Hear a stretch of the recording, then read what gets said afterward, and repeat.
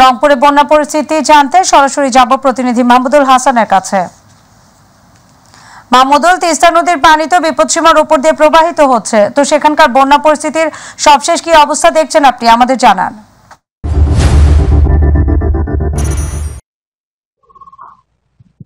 জি, আপনি যেমনটা বলছিলেন যে আপনি জানেন যে গত দুদিন ধরে কিন্তু উজানের ঢল এবং যে ভারী বর্ষণের ফলে কিন্তু তিস্তায় পানি বৃদ্ধি পেয়েছিল, সেটি কিন্তু গতকাল অর্থাৎ গত 24 ঘন্টার মধ্যেই কিন্তু আমরা দেখেছি যে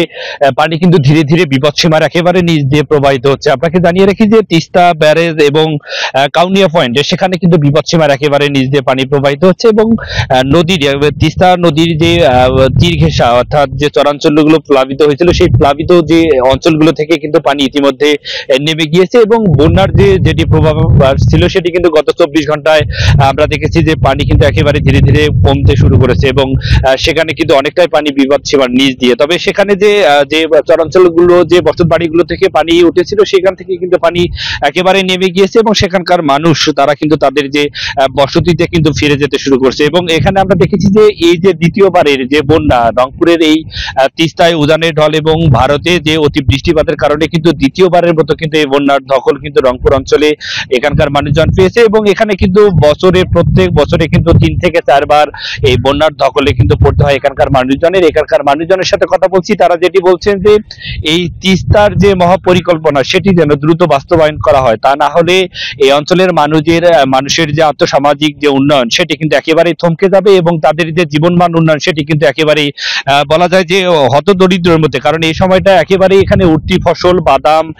ভুট্টা এবং অন্যান্য বিশেষ করে বীজতলাও কিন্তু অনেক জায়গাতে ডুবে গিয়ে সেখানে কিন্তু নষ্ট হয়েছে। এই কারণে কিন্তু এখানকার কৃষিতেও কিন্তু ব্যাপক ক্ষতি হওয়ার সম্ভাবনা রয়েছে। তবে এখানকার মানুষজনের যেটি প্রত্যেকটি মানুষজন তারা কিন্তু যেটি দাবি করে আসছেন যে সরকার যেন দ্রুত সময়ের মধ্যে এই যে তিস্তা মহাপরিকল্পনা বাস্তবায়ন সেটি যেন দ্রুত সময়ের মধ্যে করে, তাহলে কিন্তু এই যে বিশেষ করে এখন পানি কমতে শুরু করেছে তারপরে কিন্তু দেখা যাবে যে এখানকার অনেক জায়গায় ঘর বাড়ি কিন্তু নদী গর্ভে বিলীন হয়ে যাবে। পানি কমার সাথে সাথে কিন্তু যে নদী ভাঙ্গন, সেই নদী ভাঙ্গের আতঙ্কে কিন্তু তিস্তাপাড়ের মানুষজন থাকে এবং এই কারণে কিন্তু তারা আসলে অনেক ক্ষেত্রে নির্ঘুম রাত কিন্তু তাদের পোহাতে হয় এবং পানি উন্নয়ন বোর্ডের মাধ্যমে যে জায়গাগুলোতে ভাঙ্গন হবে সেখানে যেন ভাঙ্গন রোধের কারণে ভাঙ্গন রোধ করতে কিন্তু সেখানে জিও ব্যাগ যেন ফেলানো হয় সেটি কিন্তু দাবি করেছেন এখানকার মানুষজন। এই ছিল আমার কাছে রংপুর থেকে তিস্তার যে পানি বৃদ্ধি এবং কমার সর্বশেষ পরিস্থিতি।